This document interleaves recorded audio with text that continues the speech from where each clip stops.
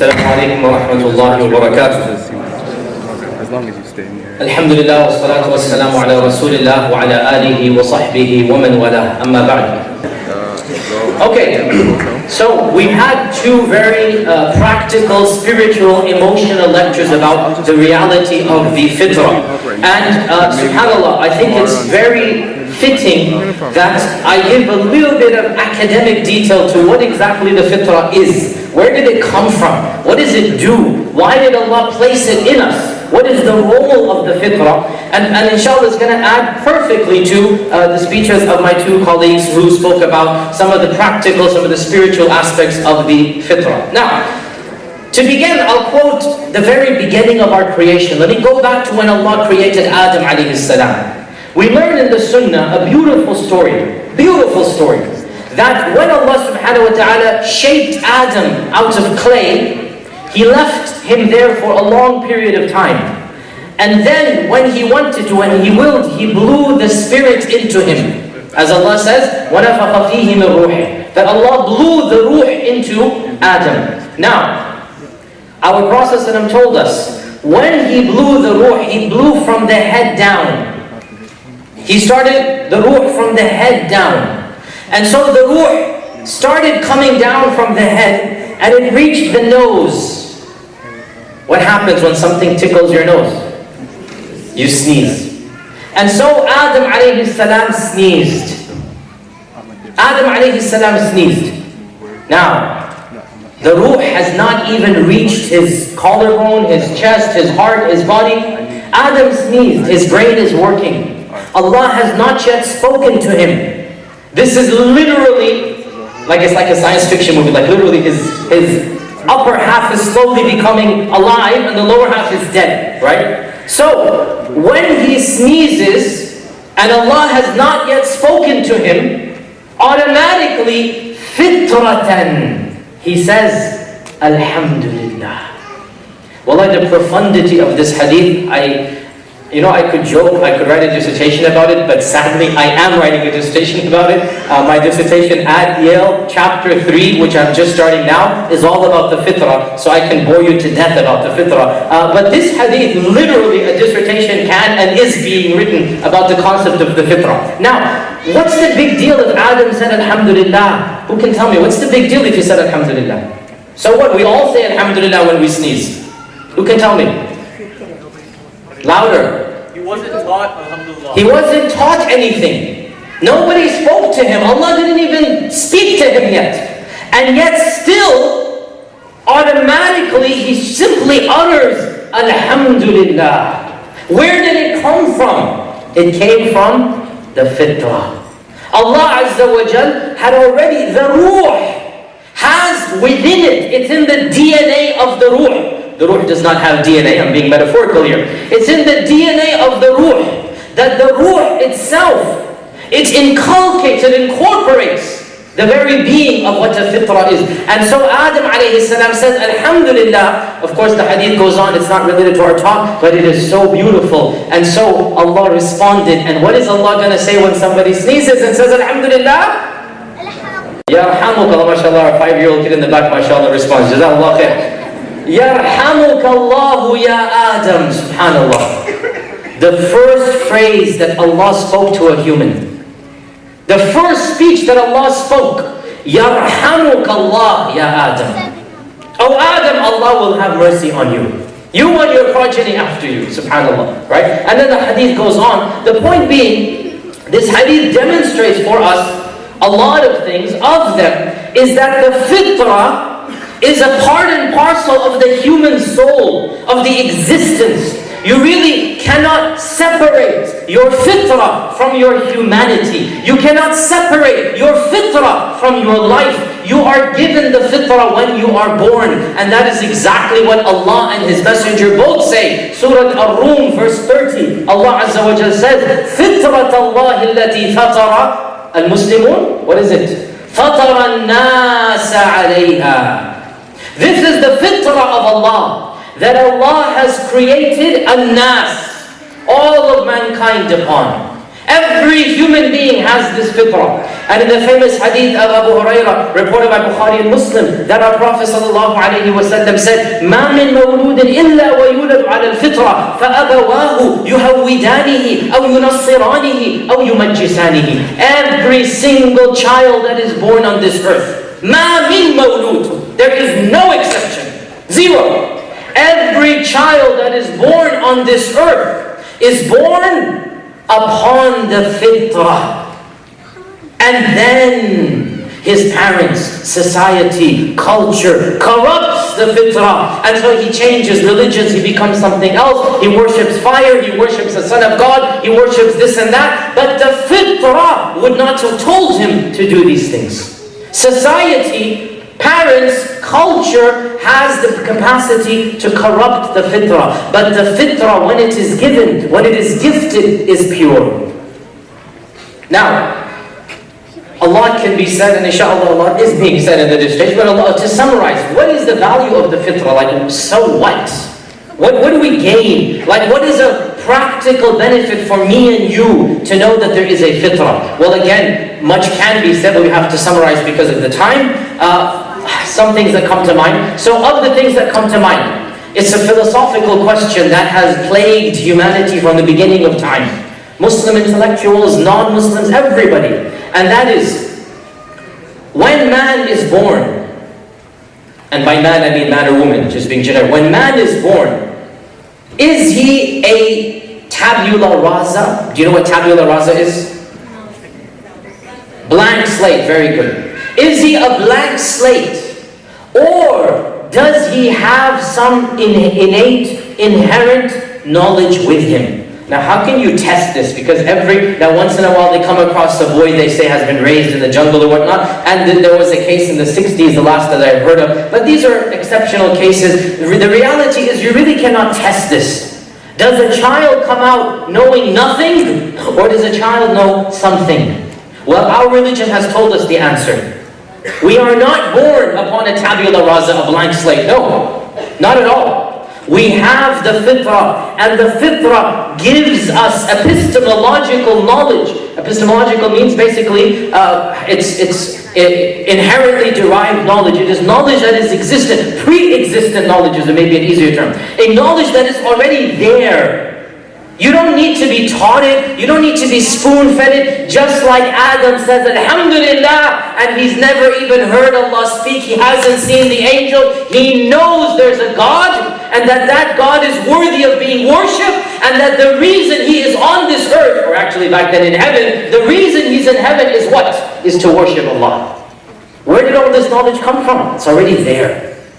Do you understand what the implication is to say this? That it's ingrained in us that there is a God, and that God is perfect, and that God is worthy of being praised, alhamdulillah, and therefore my purpose in life is to worship that God. This is already in us. We really don't even need to go down too many tangents to prove it. It is inherent, innate, it's already there, it's not acquired. Now, this also leads us to a very interesting problem. It's a little bit academic, but it's very interesting, so I'm going to spend 5 minutes on it. You'll all, inshallah, benefit from this. Once upon a time in medieval Islam, there was this huge debate amongst groups of theologians, and I'm not going to mention any names to be on the, just to be generic side, between many theologians of Islam. And the debate revolved around a very simple question. How do you know that Islam is true? How do you know that you should be a Muslim? Why are you a Muslim? Are you a Muslim simply because your parents gave birth to you and they're Muslims, and so you're following the religion of your parents? Of course, every one of us is going to immediately say, no. I'm a Muslim because I believe Islam to be true. I'm a Muslim because I know Islam is the correct religion. Now your atheist friend comes and says, he has rights. And so it's just a coincidence that 99% of Christians, their parents were Christians, and 99% of Muslims, their parents were Muslims, and all of these Jews, their parents were Jews. It's just a random coincidence. You see where he's going with this, right? That I have the atheist friend will say, I have the evangelical friend in our class, this Christian friend of ours, this Jewish friend of ours. If you were to ask them the same question, they would say the same thing. Oh no, I'm a Christian because I believe in Jesus Christ, not because my parents are Christian. And the Jew will say the same, maybe, that I believe in the law of Moses. So the atheist is going to say, don't you find it coincidental, a little bit too many coincidences, that every one of you just happens to be following the religion of his or her parents? You see where this is heading, right? Now, some of our medieval theologians were confronted with this paradox. It is a paradox. How do you know that you're a Muslim? How do you know Islam to be true?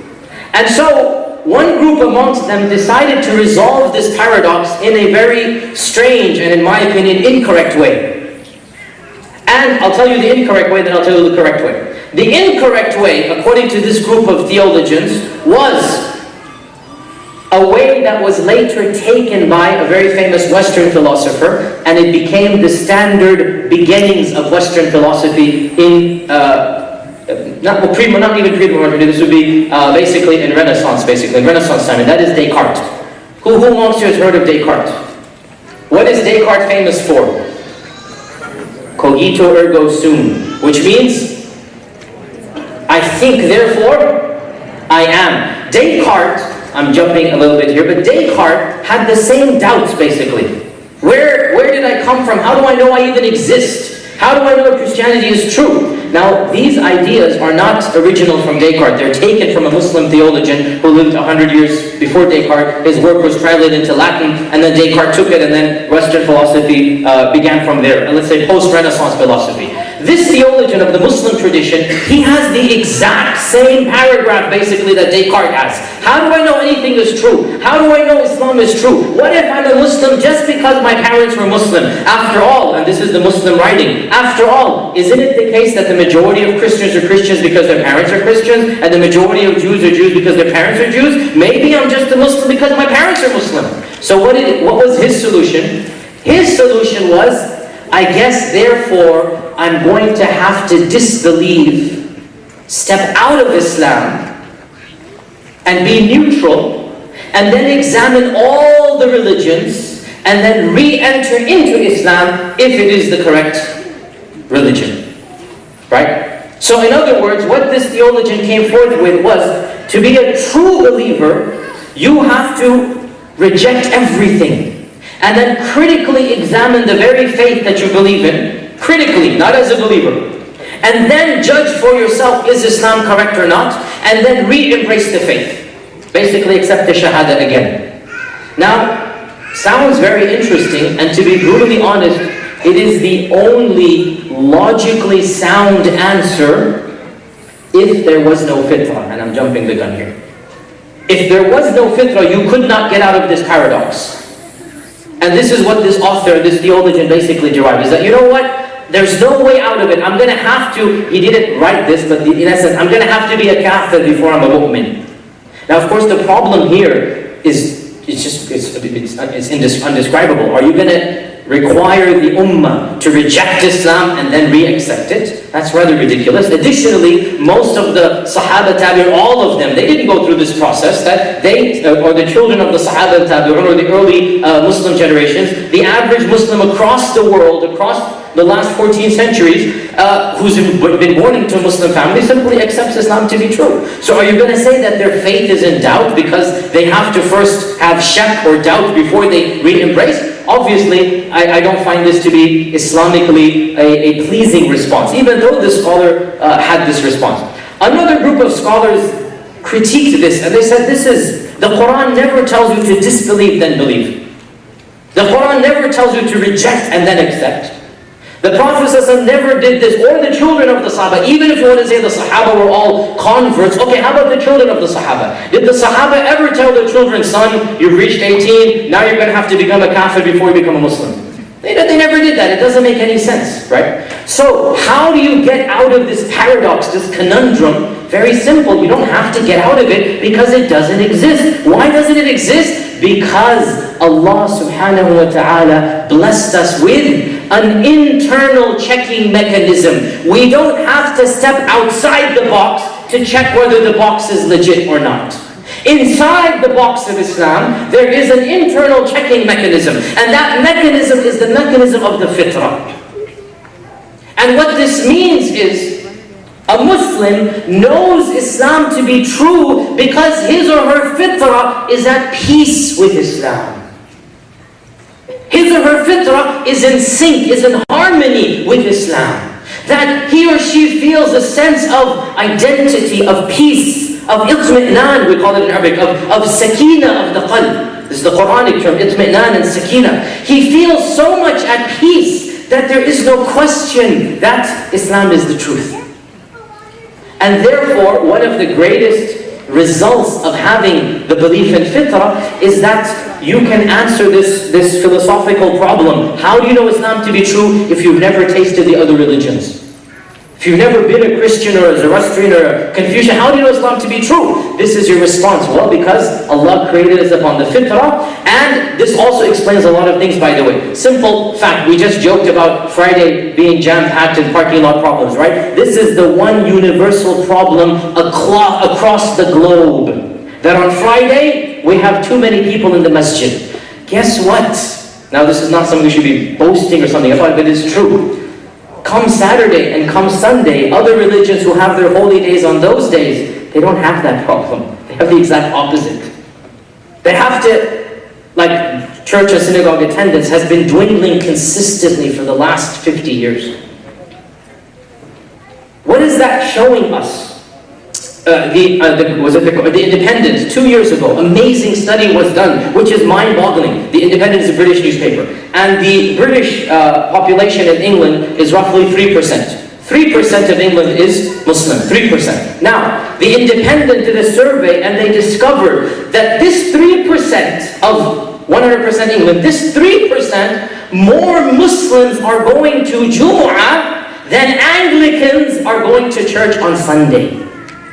Do you understand what that means with the mind-boggling statistic? 3% has basically surpassed the Anglican, of course, version of Christianity is the standard version in England. I mean, Her Majesty, the Queen, is basically in charge of the Anglican Church. The Anglicans are a British, if you like, established version of Christianity. They're between the Protestants and Catholics.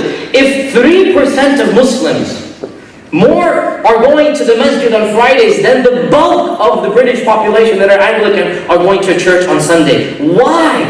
Because the fitrah kicks in.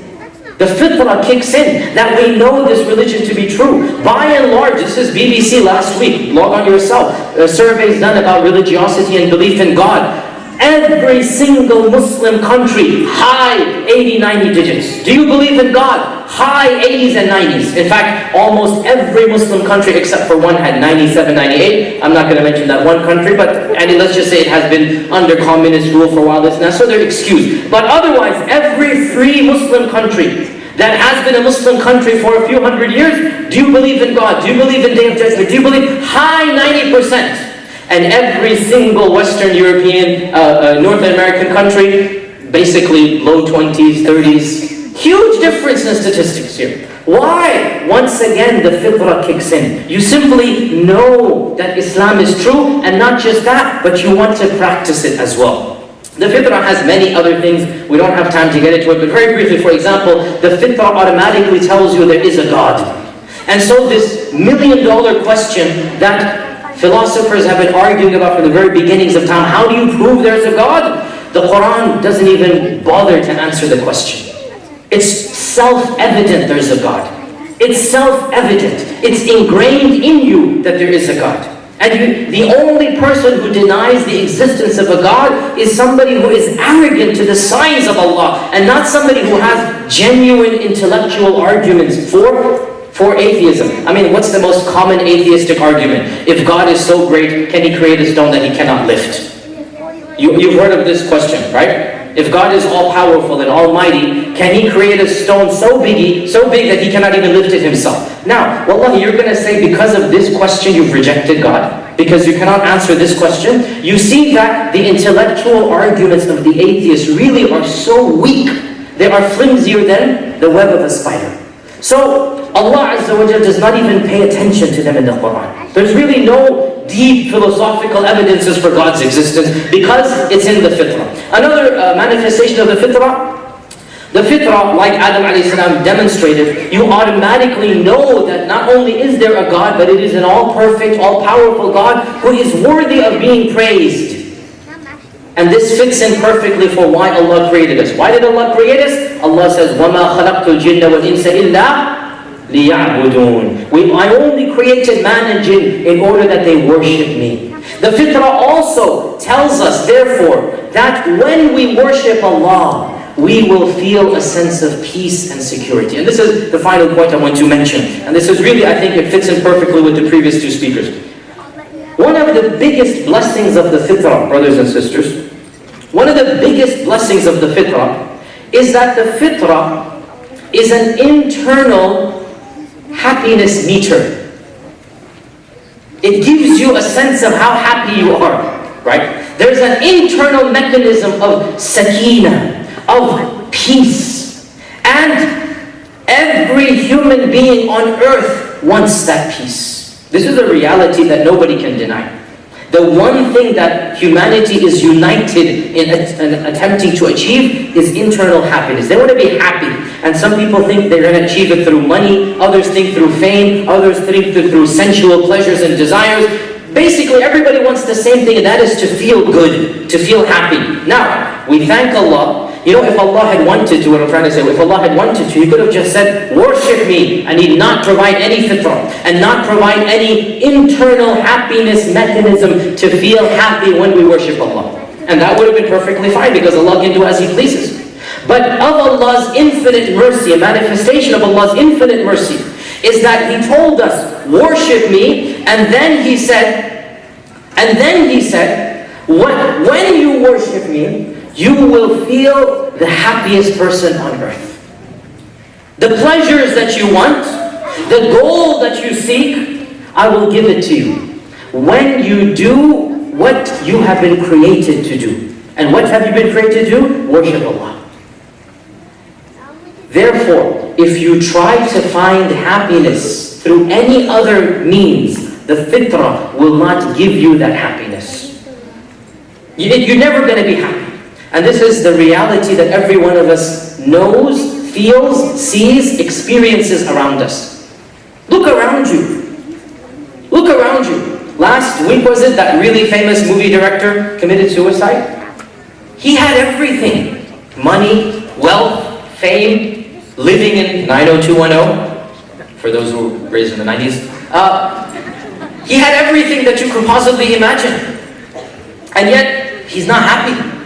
And look at the list of those who are, basically, I always say this in my lectures, that the people who commit suicide, they're not the people who are basically starving or dying, or no, they're the rich and elite. They're always the most famous. They're always the bankers when Wall Street crashes. They're always the movie stars. They're always those who are in the limelight of society. Why? I'll tell you why.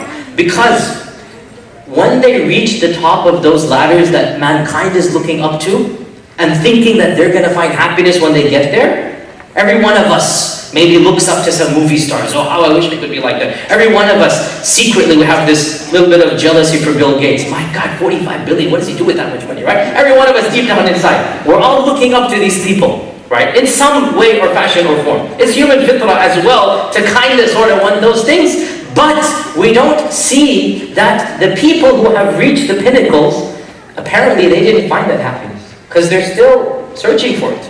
We don't get that. Even the richest of the rich, they never just give up being rich. They never just give up getting more money.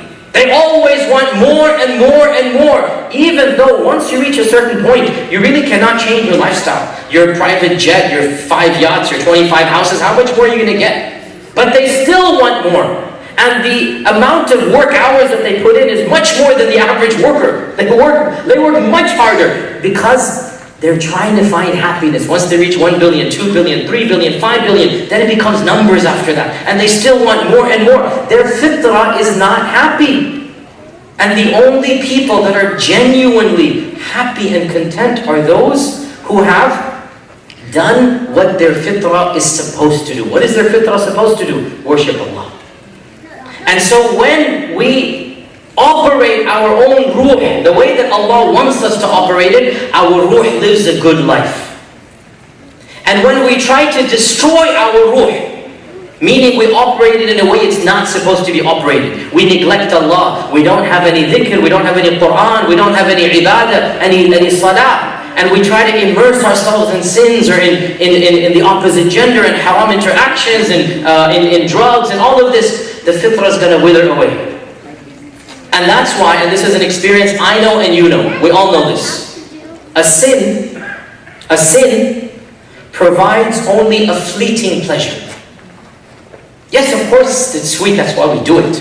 But then after that sin is over, what happens? Regret, remorse, feeling of filthiness, disgust. Why did I do it? Was it even worth it? What was I thinking? Now, does anybody ever feel the same way about an action of worship? Suppose you were good in Ramadan and then, like Ustad Rahman was saying, then you just forget and you're not practicing anymore. Do you regret, why did I pray tahajjud every night in Ramadan? Does anybody regret that? Do you regret, why did I fast every day in Ramadan? No. Every one of us, we feel spiritually uplifted. We feel productive. We feel we've accomplished something. Why? Because the fitrah has kicked in. The fitrah has nourished, has flourished. And this is one of the best blessings of the fitrah. One final point about something about the fitrah, and that is the fitrah also provides us something called a conscience. Why do we feel guilty? Why do we feel guilty when we do something? Because the fitrah, it's as if you give it an electric shock, a jolt. It doesn't feel that something's wrong, right? You've done something bad. So the fitrah has been given a shock. You gave it the shock. So there's this guilty conscience. Conversely, of course it fits into our previous point, when you do something good, what have you done? You fed the fitrah pure honey. You fed the fitrah wholesome, nourishing food. And that is why even those who do not believe in a God, even those who are so arrogant as to deny a God exists, they still like doing good to others. Isn't that the case? Right?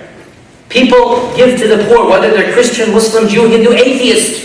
Now you ask yourself, why would an atheist, why would somebody who doesn't believe in a hereafter? We understand Christians, Jews, Muslims, we understand why they'd be good, they believe in a God and a hereafter. Why would somebody who does not believe in a God write a $10,000 check for some foundation for the poor, for sponsoring orphans? Why would somebody who's driving down the street and he sees somebody begging for food feel moved and say, I'm going to give some food to this person? And for the rest of the day, that person's going to have a smile on his or her face. Yeah, I helped somebody out.